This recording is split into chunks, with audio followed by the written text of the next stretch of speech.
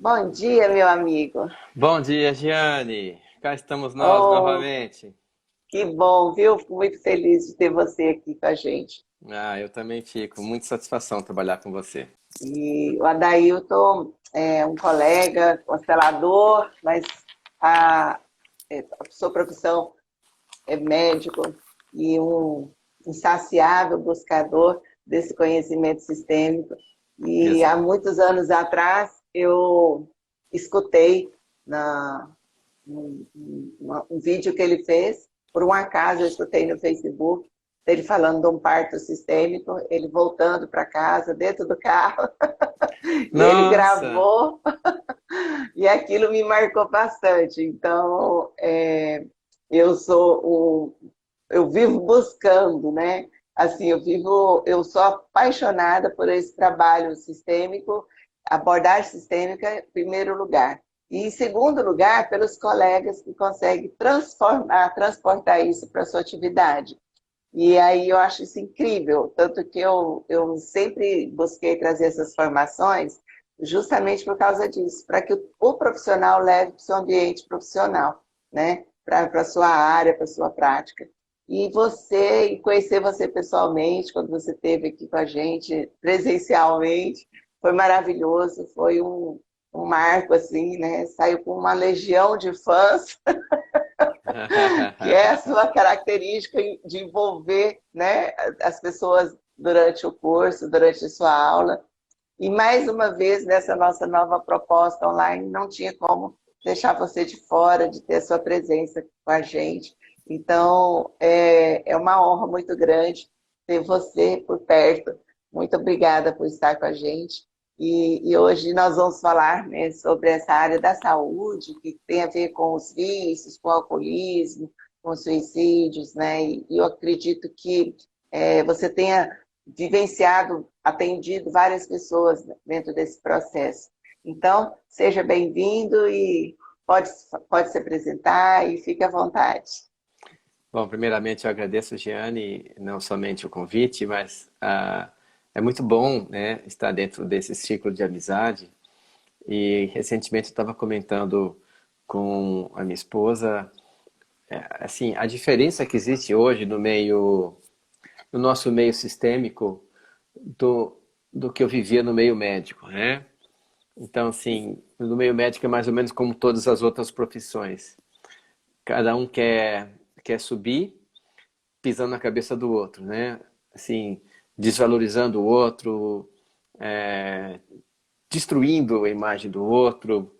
Então, eu me lembro de pessoas que eu ajudei, que eu formei, que eu ensinei, que eu fiz parte e tudo mais, e passa um tempo a pessoa começava a me destruir, a falar mal, e assim, é um ritmo muito, muito ruim, né? Agressivo, E né? aí Agressivo, é né? agressivo, é agressivo. Então, em fevereiro, não sei se você já descobriu o Clubhouse, Não. é um aplicativo onde não, que é falas como essa, mas não aparece imagem, é só de fala. Ah, E, legal. e, e ele, por enquanto, só está disponível para iPhone, né, no Brasil. Então, e ele ele sim, explodiu nos Estados Unidos e aí, assim, as salas de conferência, as pessoas ficam falando, como se fosse um rádio. Mas as pessoas entram e vão falando, né? É bem legal. Aí eu falei, eu entrei, gostei, comecei a ouvir um monte de coisa no Clubhouse. Aí eu falei assim, olha, eu vou montar uma sala aqui com consteladores. Aí eu chamei pessoas que eu nem conhecia. Eu chamei o Guilhermo, né? Aham. Uruguaio. Aí montamos a sala. Aí eu falei assim, aí chamei o Marcel Scalco, ele topou, um cara que tem mais de 130 mil seguidores, é um treinador e tal. Aí chamei o Luciano, topou, chamei a Simone Arrojo, topou, então a gente montou essa sala com 5 consteladores. Sabe uma coisa gostosa, uma fraternidade? Então a gente entra lá, né, às vezes entra os 5, às vezes entra 3, e a gente fica conversando e, e assim, esse ritmo, essa coisa, essa amizade gostosa, parece que um quer que o outro vá bem.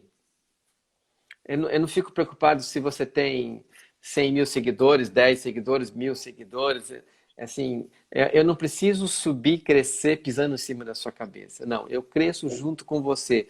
Você cresce, nós crescemos juntos. Então, essa fraternidade que existe dentro do meio sistêmico, eu gosto muito, eu aprecio muito. Então, aprecio a nossa amizade e é a mesma coisa que eu costumo também desenvolver com os meus alunos e com os meus pacientes. Isso que você falou aí, né? A legião de fãs.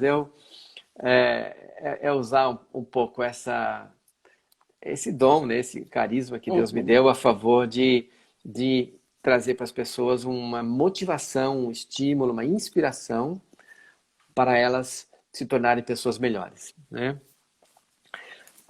Nessa trajetória minha, da minha vida, e eu ainda estou nisso, na verdade, essa mudança de paradigma começou há 10 a 11 anos atrás, quando eu entrei em contato com a constelação familiar sistêmica.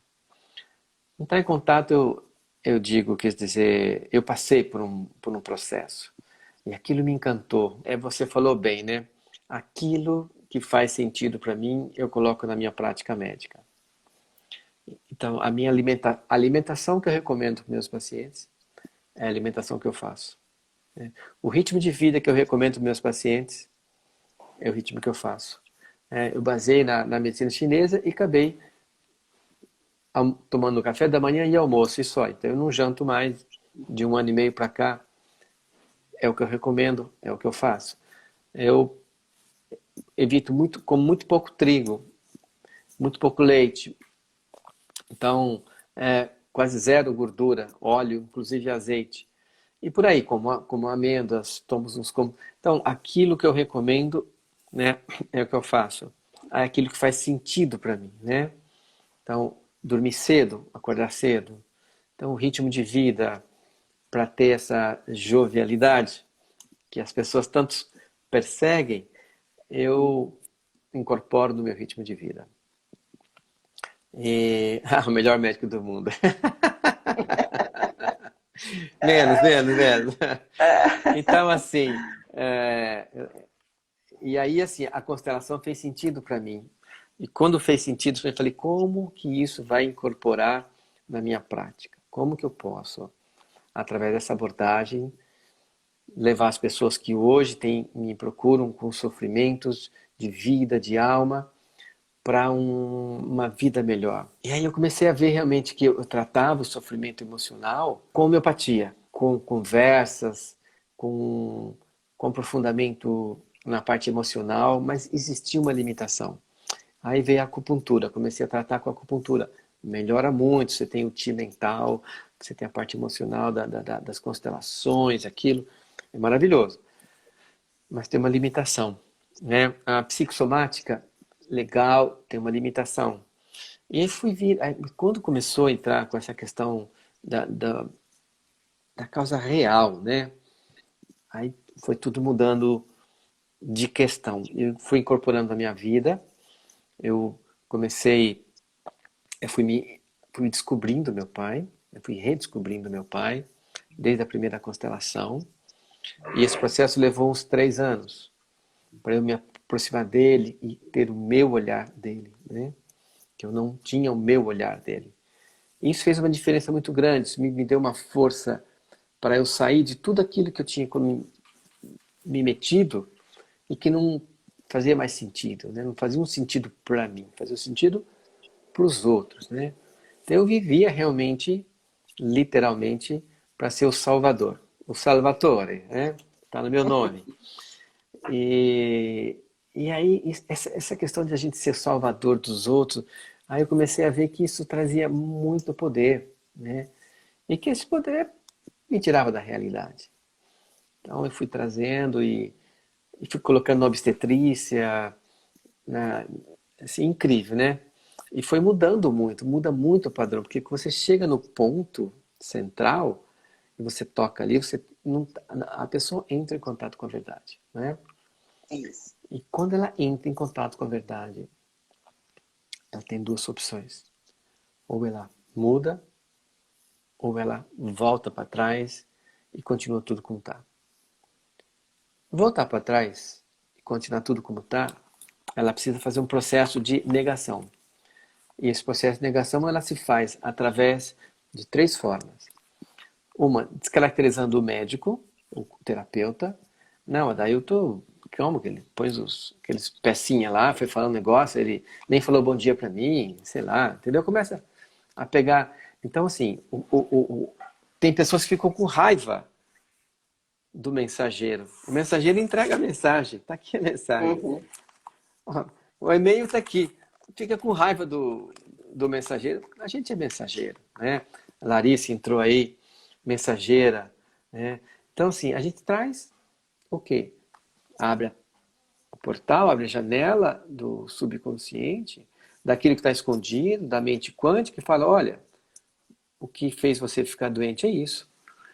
E aí a pessoa pode ficar com raiva de mim, né? Ela pode brigar comigo, ela pode descaracterizar a constelação, ela, porque isso aqui, que já se viu, não sei o quê, que o Hellinger, e ela pode descaracterizar o instrumento, no caso, quando é pessoal, né, os representantes, aquele representante, ela não gosta, aquela menina lá tem uma coisa contra mim.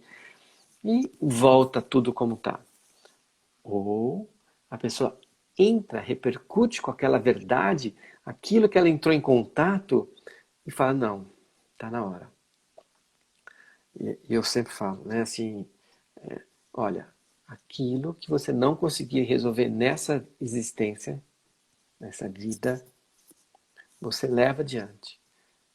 Você já está aqui, já viveu 30, tem gente que viveu 60 anos, está na hora. Por que não aproveita? Você só tem que descobrir que você tem que abrir mão, né?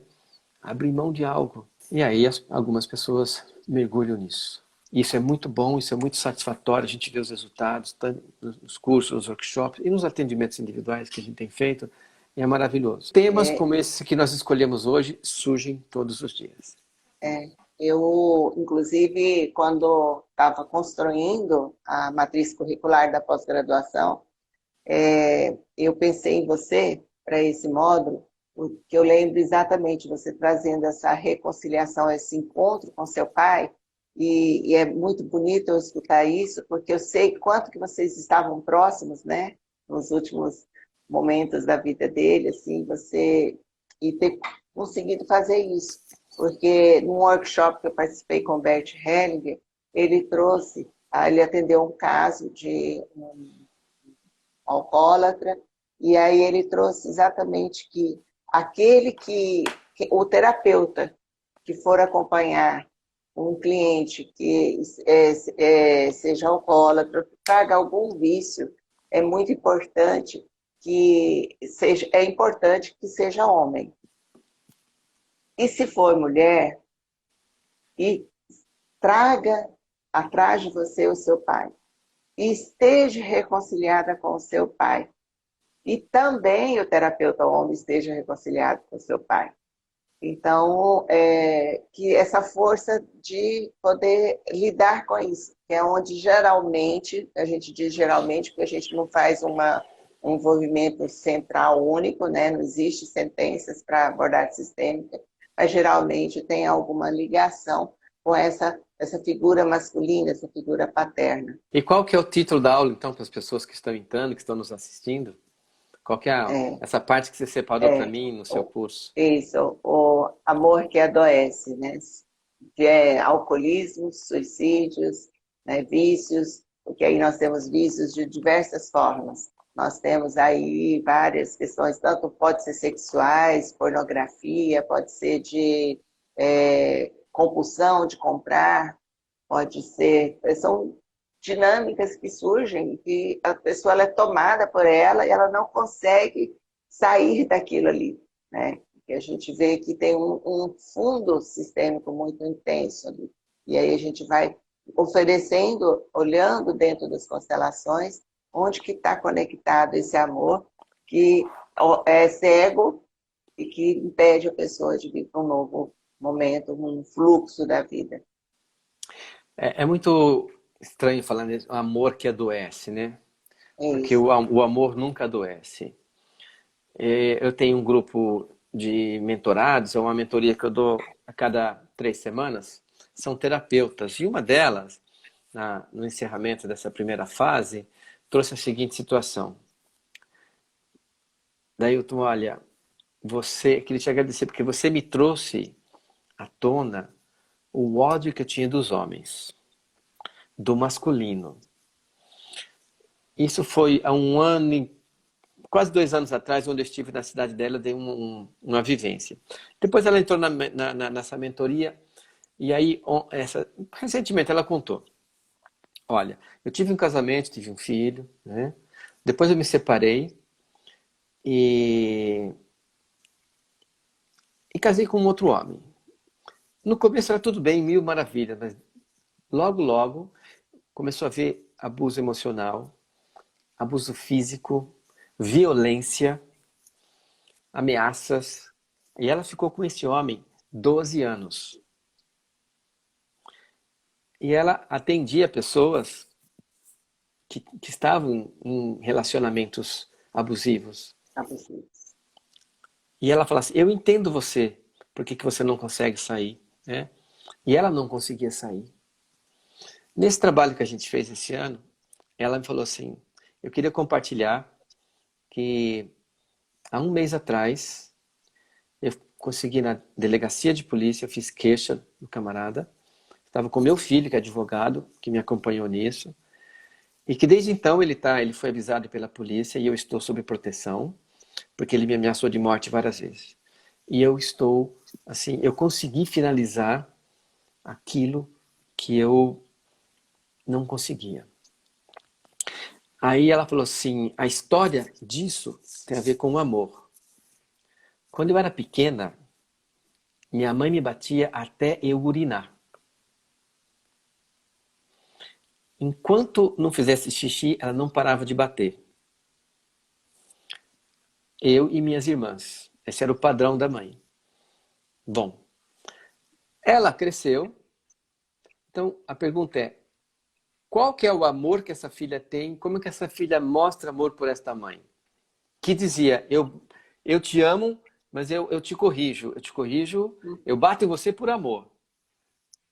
E como que ela reagia a este amor? O que é amor para ela? O que você acha, Jeane? O que era amor para essa pessoa? Como que ela demonstrava amor pela mãe? Com sofrimento. Com Era o amor que a sofrimento. conectava. Uhum. Com sofrimento. Aguentando o sofrimento. É Tá? isso. E fazendo xixi. Então, Aí ela me falou o seguinte, enquanto eu estava nessa relação abusiva, eu tive incontinência urinária. Procurei médicos, fiz uma cirurgia do períneo uma vez, fiz 2 vezes a cirurgia do períneo e continuei perdendo urina.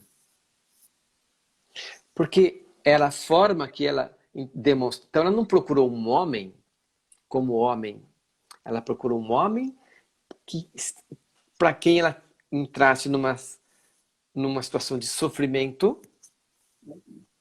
era o E que único ela, amor que ela conhecia. que era o único amor que ela conhece. Então, e que ela demonstrasse esse amor sofrendo, calada Isso. e fazendo xixi. O corpo reage imediatamente, né?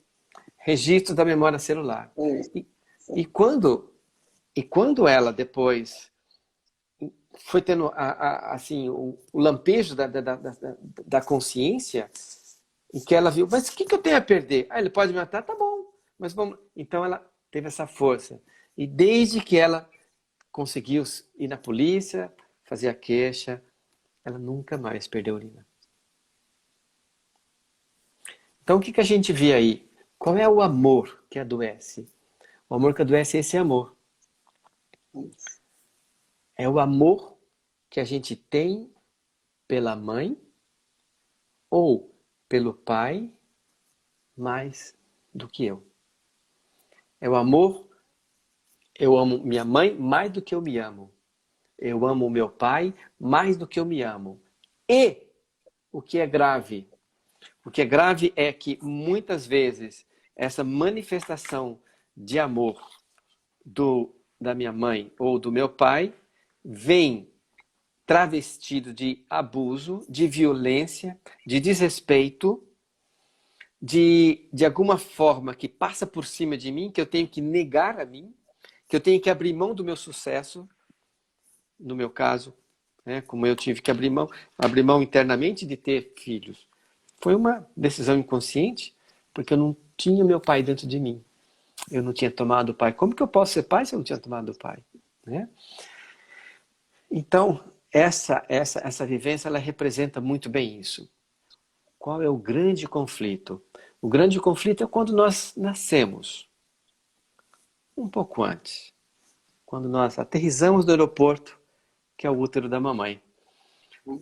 Mamãe tem todas as questões dela não resolvidas, questões de infância, questões com a mãe, com o pai, com tudo que ela traz, com o marido, ou o pai da criança.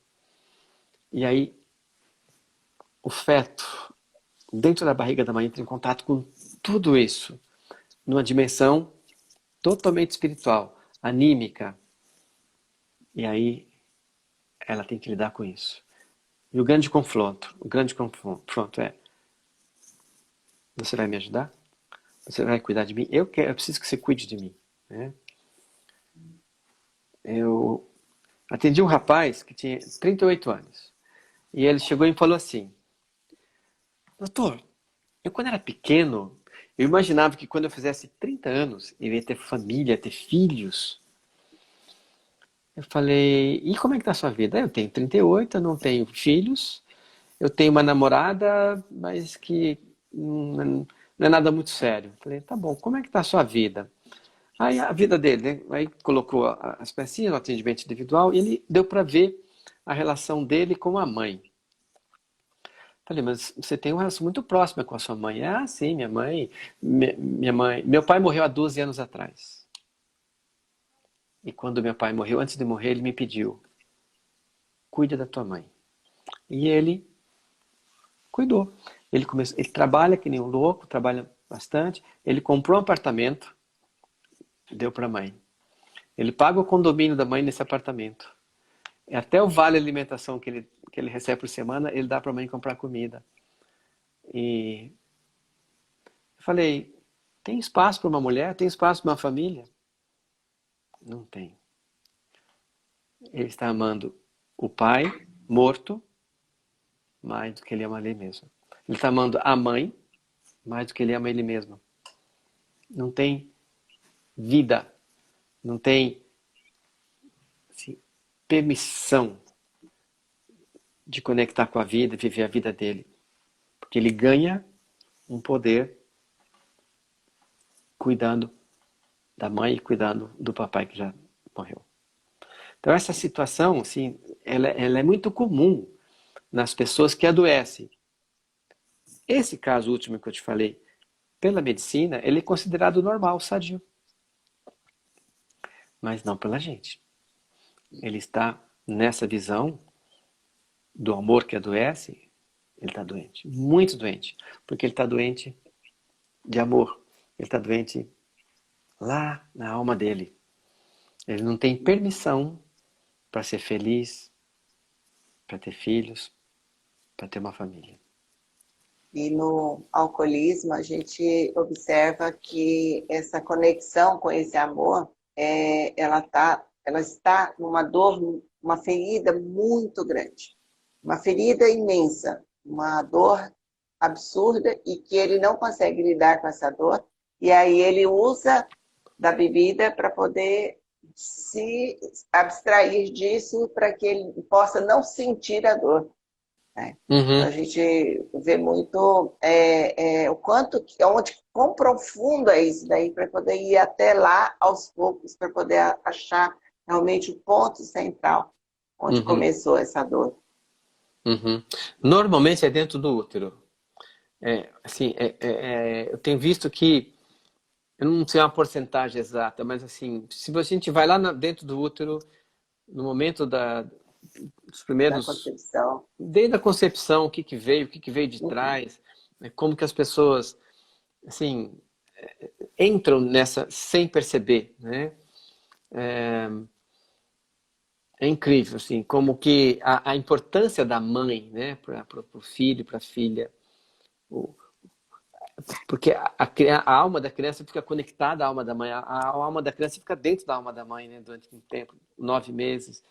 Então, a relação é muito íntima e ela quer cuidar da mãe, ela quer ajudar a mãe. A criança ama como criança, né? Então, e ela ama todos, indistintamente, que o amor não julga. Quando tem julgamento, não tem amor. Amor e julgamento não convivem simultaneamente. Amor e medo não convivem. Se você tem medo, você não tem amor. Se você age por medo, você não age por amor.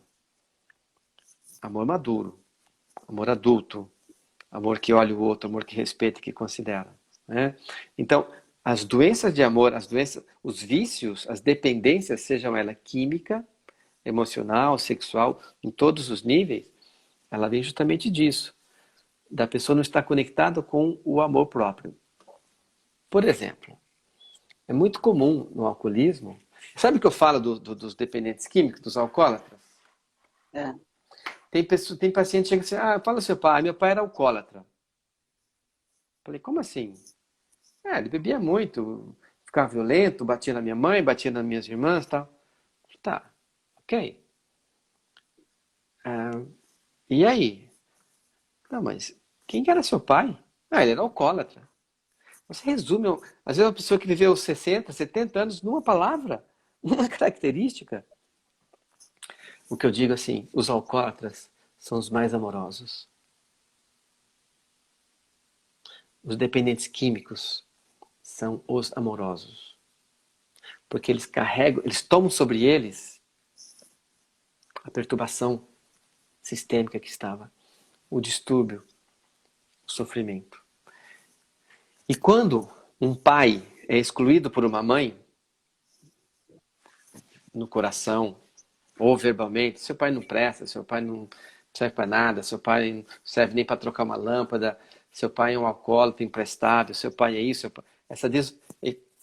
um dos filhos vai se tornar desprezível como o pai. E a forma que o filho encontra de se tornar desprezível, também excluído, como o pai foi, é a droga. E ele busca essa exclusão. Ele se oferece em sacrifício. Ele se oferece a própria vida. Ele abre mão de viver a vida dele, ele acaba com a vida dele, ele se suicida aos poucos com o vício.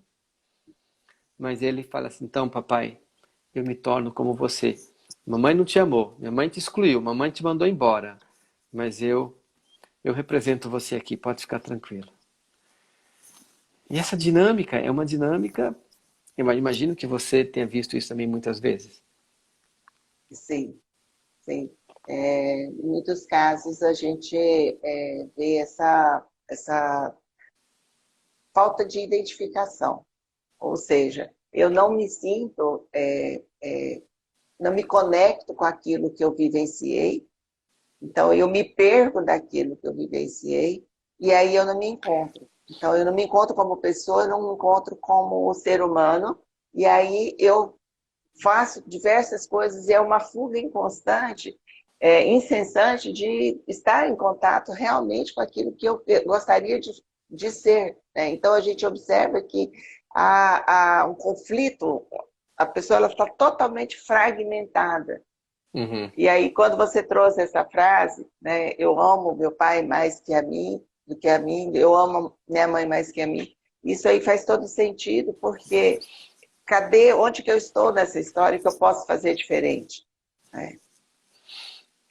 E aí surgem várias doenças para prender a pessoa nisso. Uhum. Surge a culpa, o sentimento de culpa que não deixa a pessoa falar a verdade. Por exemplo, que odeia a mãe, odeia o pai. Uhum. Sim. E aí vai fazer uma doença para mostrar que um câncer de mama que representa a raiva que tem da mãe. Um câncer de ovário que representa a raiva que tem do pai, ovário direito no caso. Ou outra doença, né? Uma doença como a endometriose que coloca a pessoa em conflito com o feminino, com o fato de ser mulher às vezes porque os pais queriam que ela fosse homem. Então, a culpa, A ansiedade, a síndrome do pânico, é típico da pessoa que começa a ter um amor próprio, começa a ter uma certa independência, a mãe vai lá e destrói. E a mãe tem essa energia destrutiva totalmente subconsciente, ela não tem consciência. Mas se eu tenho consciência, eu posso devolver isso para ela. Em verdade e em amor. Né? E aí vem, né? Não é à toa que Jesus falou que conhecereis a verdade e a verdade vos libertará. Então não existe nada mais que liberta, que traz a pessoa para a vida, consciência, do que a verdade.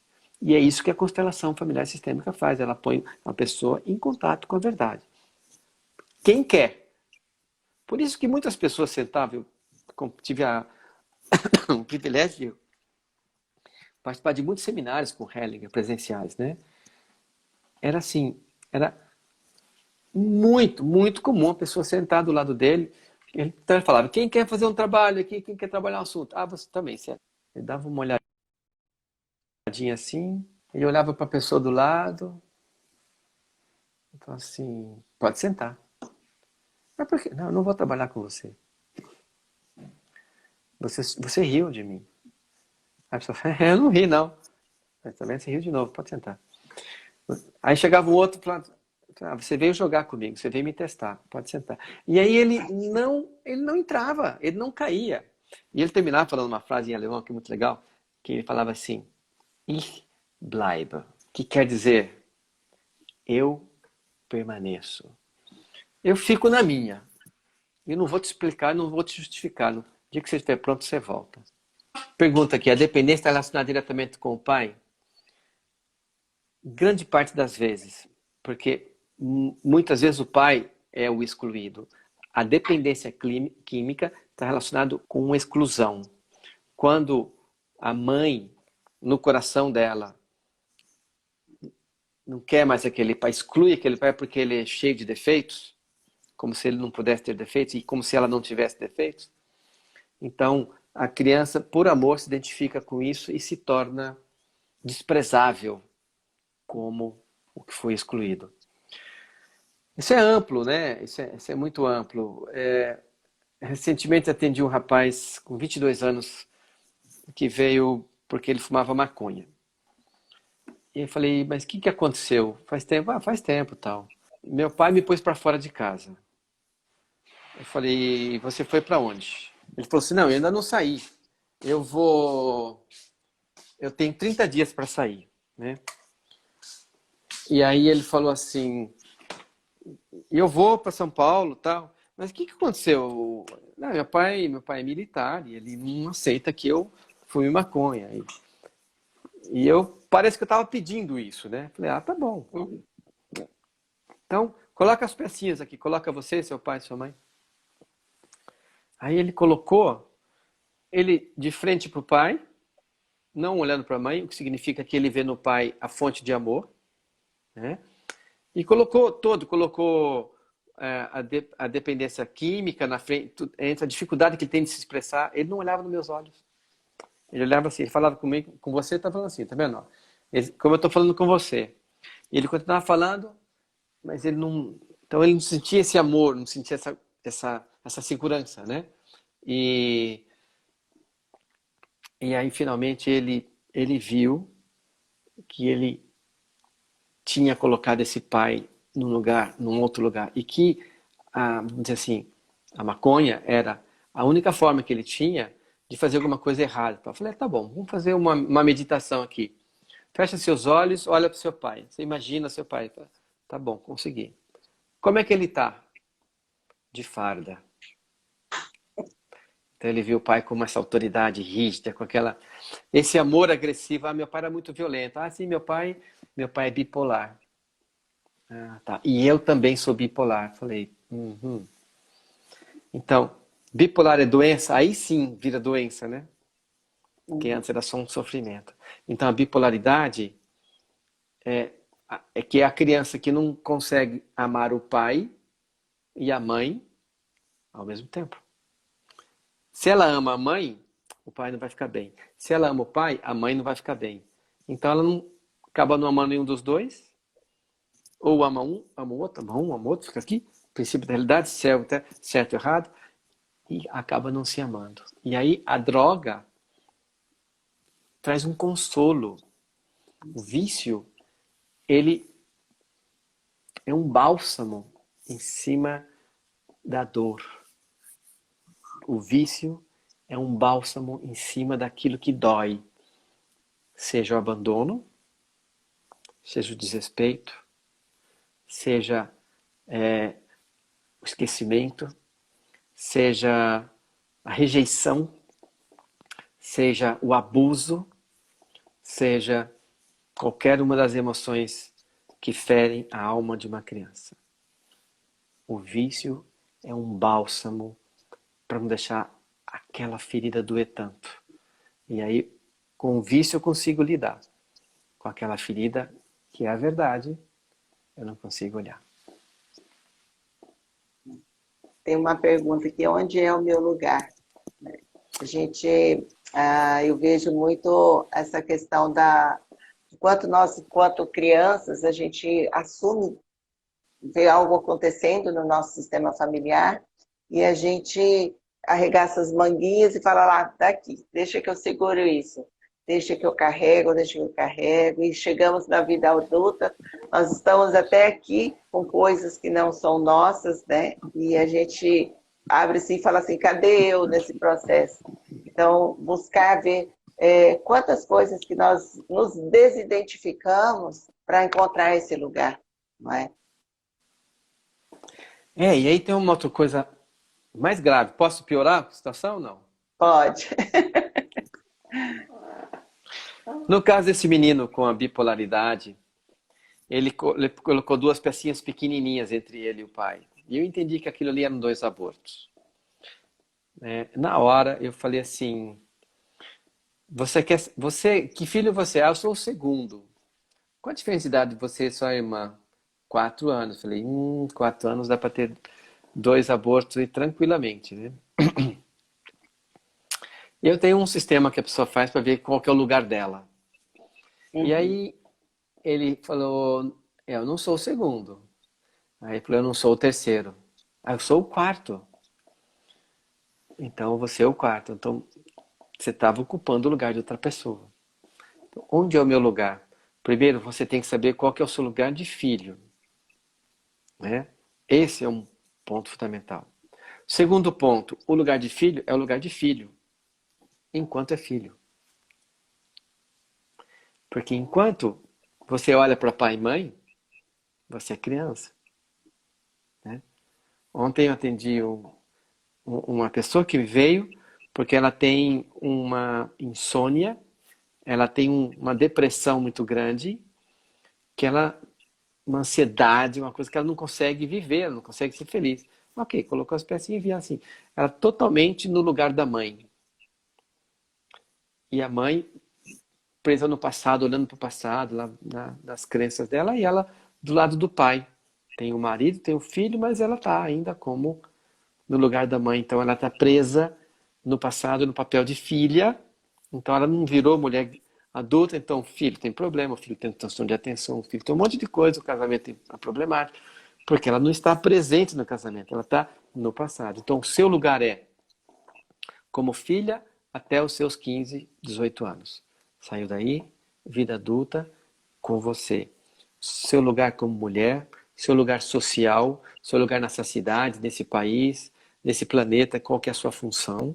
Seu lugar é como mulher adulta, como mãe, se for, mas o seu lugar é como mulher adulta. E aí, como adulta, eu não sou responsável pela felicidade de ninguém. Como adulto, eu não preciso carregar ninguém no meu colo. Como adulto, eu não preciso abrir mão da minha vida para ficar fazendo minha mãe feliz, meu pai feliz.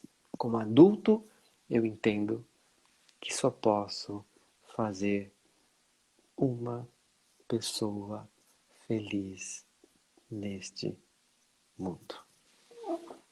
Esse é o seu lugar, esse é o meu lugar, esse é o lugar da Giane.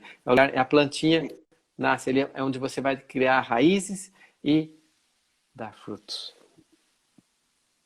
E é Valquíria, nem difícil, pisco e é aqui. difícil, as pessoas, Que bonitinho. e tem essa complicação da sedução, né? Quando os pais pedem, quando a gente começa a fazer esse movimento de se desprender e vir para o lugar de filho, é um desaprender a aprender, né? E aí fazer esse lugar de filho quer dizer não ter todas as soluções para os pais. Ele sabe o melhor lugar, ele sabe o que eles precisam, mas como esse amor por ajudar, por salvar é tão grande, nós nos tornamos arrogantes naquilo que nós sabemos. Não, deixa que eu resolvo, deixa que eu decido. E às vezes é melhor, mesmo sabendo, não falar nada, porque os pais sempre sabem, eles vieram primeiro. É muito complexo, é difícil, mas é libertador. O tamanho da dificuldade é o tamanho da libertação, de poder acessar esse lugar de filho e ficar ali apenas, eu sou apenas a filha. Vocês sabem o que é melhor para vocês. E aí aqui tem uma pergunta, uma solicitação de você pudesse trazer um pouquinho sobre a esquizofrenia, de alguma experiência que você já teve, Tá. algum Deixa eu, conhecimento. deixa eu complementar um detalhe que você falou agora, nesse caso último que eu falei, Sim, da menina que estava no lugar do da mãe, que é lugar. muito comum. É isso. Aí eu falei, e como é que você está com os seus pais, né? Eles falaram, meus pais moram no quintal de casa. É o mesmo terreno, é uma outra casa, mas eu falei, eu cuido deles todo dia. É aquela coisa do cuidar, né? Então, assim, é, se relacionar, sabe como assim? E ela fala assim, eu vim falando para minha mãe isso, eu quero fazer minha mãe feliz, minha mãe é infeliz. Falei, quantos anos faz isso?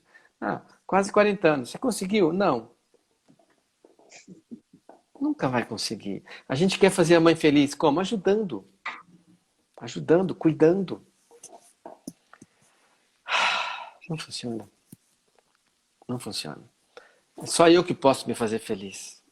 Você nunca vai me fazer feliz, por mais que você queira.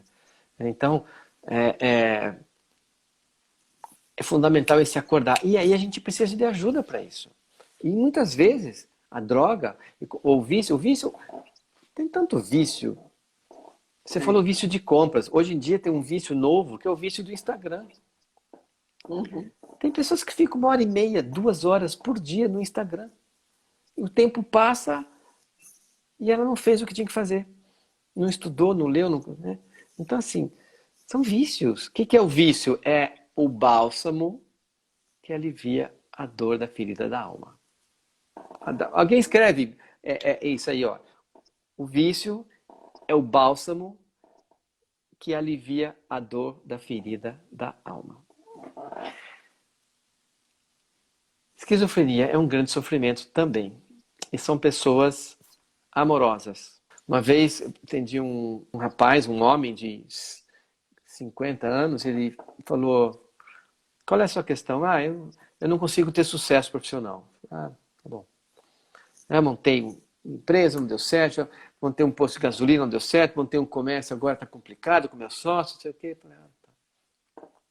Me fala do seu pai. Eu não tive pai. Tipo, você foi feito de chocadeira, né? O que aconteceu com seu pai? Meu pai tinha esquizofrenia e ele foi internado no hospital quando eu tinha 3 anos e ele ficou internado lá e de lá eu não sei o que aconteceu com ele, eu nunca mais vi meu pai. Eu fui ver meu pai quando eu tinha 21 anos, mas ele não me reconheceu. Falei, tá. Aí a gente fez a constelação e viu que lá atrás, no bisavô dele, tinha tido um assassinato.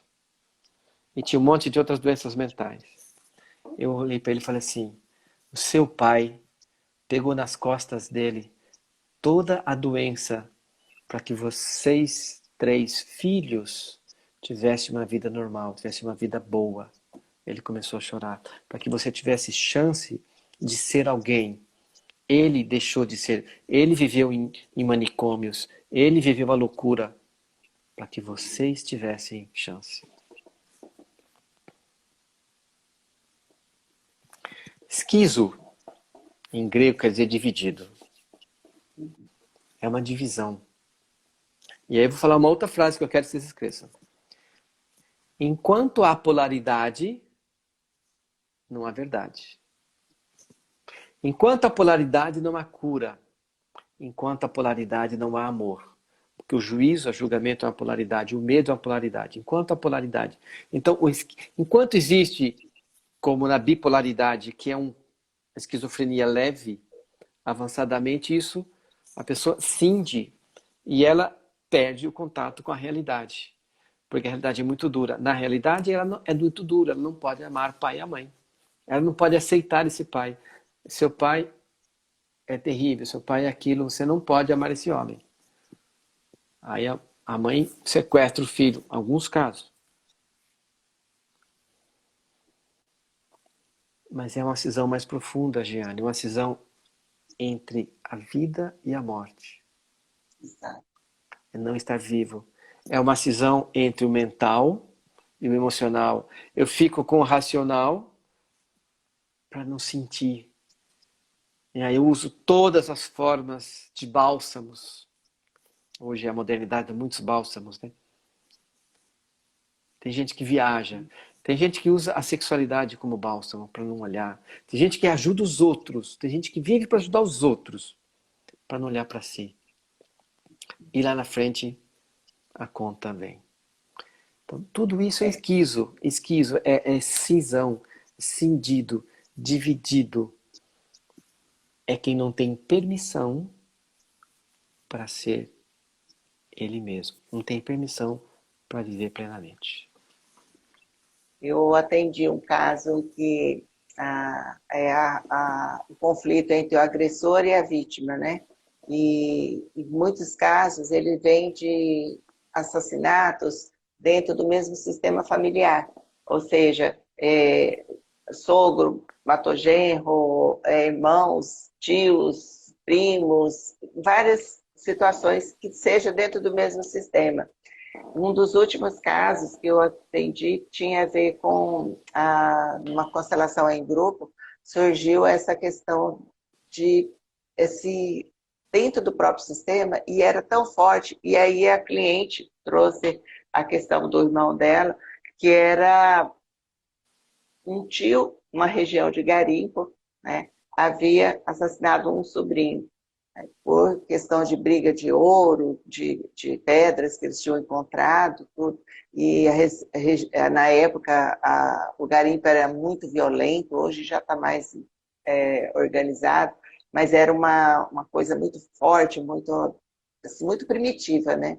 E havia essa sensação, essa divisão desse menino, né, com todo esse agressor e vítima. Então, uma hora ele se sente vítima, uma hora ele se sente agressor, e aí dá exatamente esse ponto de cisão, de separação, e fica nesse conflito. Esse é um Que grande aí a conflito. polaridade que você comentou. Ele está dentro, ele tem os dois dentro. Então, É o isso. esquizofrênico ele tem o pai e a mãe dentro dele, ele não tem nenhum dos dois. Uhum. O esquizofrênico tem o agressor, o assassino e o assassinado dentro dele, ele não tem nenhum dos dois. Porque ele não aceita, não é um fato aceitável, né? E a, Então, quando a gente vê também isso na constelação, enquanto o agressor não se reconciliar com a vítima, não traz paz para esse sistema. Né? E é lindo, foram várias vezes que eu presenciei isso. É muito emocionante. Quando eles se juntam, quando eles se reconciliam, a dor que ambos sentem e o alívio de poder se reconciliar é fantástico. E aí, então, a gente vai falar, vai curar a esquizofrenia? Não. Ela está ali como algo a serviço do sistema, mas ela deixa um pouco mais equilibrado. Ela traz com que o paciente ele consiga tomar as medicações, ele consiga desenvolver algumas atividades, ele consiga levar a vida um pouco mais, de forma mais tranquila. e desenvolva a inteligência emocional, Exatamente. que é sentir as Exatamente. suas próprias dores, sentir as emoções dos outros, sentir as suas emoções, valorizar, respeitar e tratar com isso com naturalidade. Eu considero cura isso. Para mim isso é cura. Uhum. Porque É, não apaga, nem desaparece, mas isso é uma cura, né? E a questão também, para trazer aqui um pouquinho sobre o suicídio, né? É, como você tem acompanhado alguns casos, você pode estar trazendo.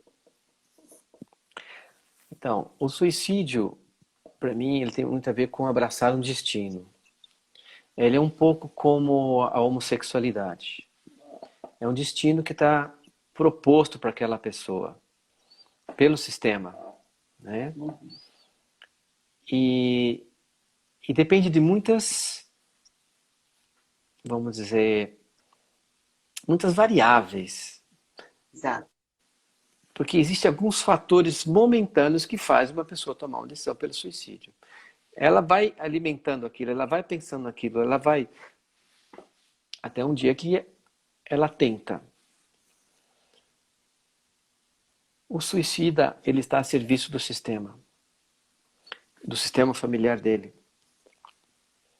ou de um sistema outro, né? Eu lembro que teve uma aldeia ali para baixo de indígena, para baixo de Campo Grande, que houve um suicídio coletivo da aldeia inteira, né?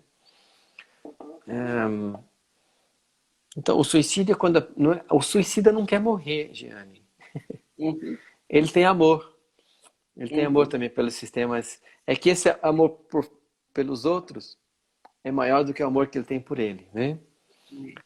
Até O quando suicídio ele deixa carta, né? Ou até quando ele avisa, ó, eu vou me matar, eu não estou é aguentando mais. planejado, Então é ele uma está pedindo, na tortura. verdade, um socorro, né? Para poder alguém ali dar esse lugar. Uhum, é isso. E o suicida, ele não quer morrer, ele tem um grande amor, ele está a serviço de um sistema e é algo mais forte do que ele. É como o vício, o alcoolismo. Ele pega a pessoa, né? É como a pessoa que é dependente de comer chocolate. Só vai comer uma caixa, ou duas caixas, não para, porque é mais forte. Então, o suicídio é isso, ele pega. Ele é hoje um problema de saúde pública, não sei se você sabe. Sim. As taxas de suicídio hoje, elas aumentaram muito em algumas faixas, em duas faixas em particular, entre 15 e 25 anos e para mais de 50 anos. Né? São duas faixas em que tem um aumento de muito grande. Pessoas que desencantam da vida, pessoas que abriram mão de si mesmo. Agora, todo suicida, ele é imediatista. Você teve filhos, você tem filhos. A gente pode ensinar aos nossos filhos dois caminhos. O caminho mais curto, o atalho, o caminho mais rápido. Ou o caminho longo, como Jesus disse, o caminho estreito ou o caminho largo, onde todos caminham, mais fácil. O caminho estreito, ele não diz que é apertado, ele é estreito. É aquele caminho. Esse é o caminho da verdade, o caminho mais longo. O caminho mais curto é eu resolver a minha questão, dar um tiro e matar. O caminho mais curto é eu mentir do que falar a verdade. O caminho mais curto é eu omitir. O caminho mais curto é eu roubar. Tá? E o caminho mais curto é eu me suicidar. Eu resolver, parece que resolveu. Não Isso. resolve. Cria um outro problema. Eu atendi um rapaz com autismo. Os pais dele me trouxeram. Ele tinha 14 anos. Já era um homem forte, grande. Entrou o pai, a mãe e a tia e a avó, que segurava o menino. E aí eu falei, olha, conversamos, tá? Falei, eu convido vocês para uma constelação em grupo. Ah, a gente não pode pagar. Não tem problema, me dá um jeito. Aí, o que eu fiz? Na constelação em grupo surgiu. O bisavô dele se matou enforcado num fio de eletricidade. Eu falei, esse menino fala. Aí ele aprendeu, ele começou a falar com 5 anos. Só que a gente não dava atenção para isso, porque eu só comecei a falar com 5 anos. Eu tenho um tio que começou a falar com 7. Eu tenho um outro primo que só começou a falar com 5. Porque o bisavô foi enforcado e não podia falar. Se enforcou. Ele falou assim, hoje tem um problema. Porque nós fechamos a nossa casa, mas ele consegue pular o muro e ele quer subir o poste para pegar os fios de eletricidade. E aí a gente acolheu esse avô e, na verdade, o que aconteceu com ele? Ele descobriu que eu tinha um câncer. Ele falou, tá bom, então eu vou, né? As E aí causas do vem a suicídio... frase, né? Vem a frase, eu sigo você na morte, né? Eu sigo você. E quando eu estive dando uma módulo da pós lá em Caxias do Sul, vários alunos trouxeram para mim essa questão do suicídio, que havia grande quantidade lá, principalmente com pessoas de idade, e que passavam por esse descendente de alemães, usavam, parece que, o revólver. Descendente de italianos era uma corda. Então, quando alguém ia no armazém e comprar alguma coisa de corda, assim, o pessoal já falava, mas você vai se enforcar?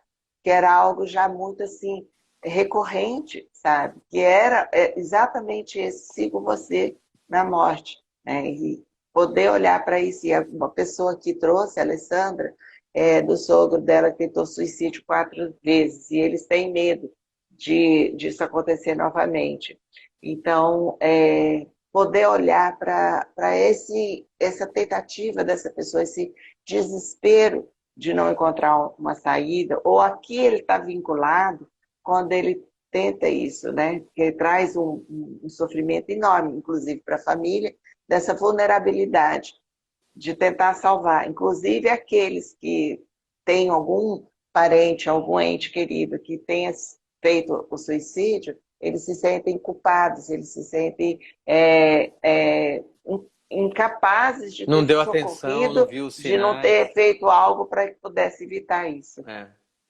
E é interessante quando o suicídio ele joga isso para o sistema, né?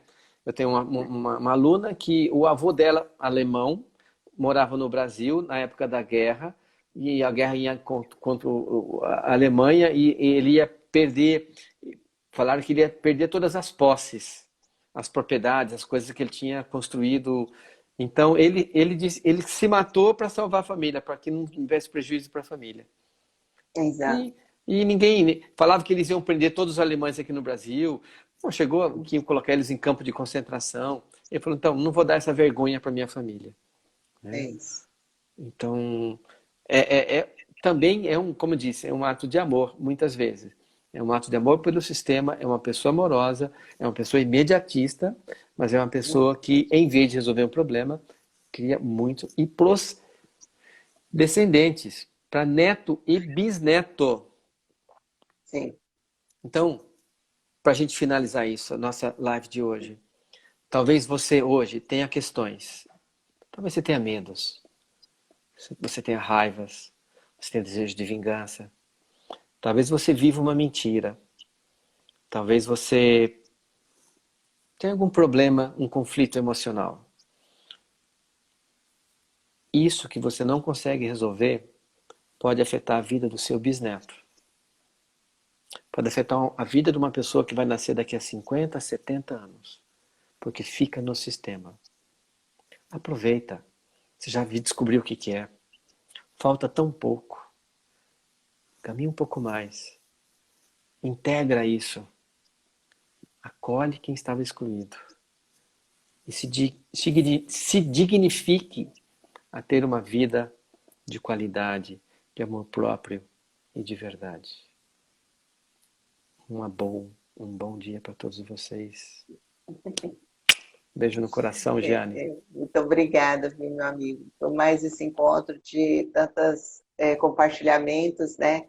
E saber também, lembrar que quando as situações que nós estamos enfrentando, elas se tornam muito difíceis, muito complexas, nós sempre temos uma solução, nós sempre temos algo dentro de nós que está ali e que nós somos capazes de resolver, capazes de Somos capazes. conseguir de passar por isso. E ainda, peça ajuda.